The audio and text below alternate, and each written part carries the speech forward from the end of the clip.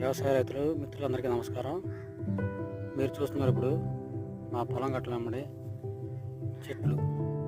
మన జీవన విధానానికి మనుగడకి అతి ప్రాముఖ్యమైనట్లు చెట్లు కూడా అతి ప్రాముఖ్యమైనవి.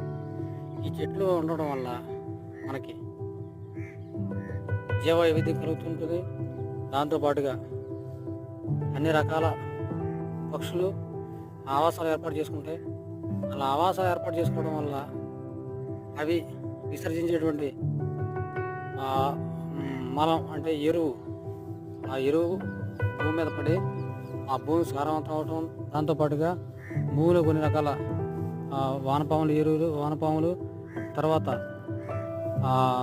కొన్ని మంచి భూమికి మంచి చేసే బ్యాక్టీరియా కూడా వృద్ధి చెందుతూ ఉంటుంది. కాబట్టి అందరూ దయచేసి పొలం గట్ల పైన చెట్లు నాటుకోవాల్సిందిగా కోరుతున్నాం. Thank you.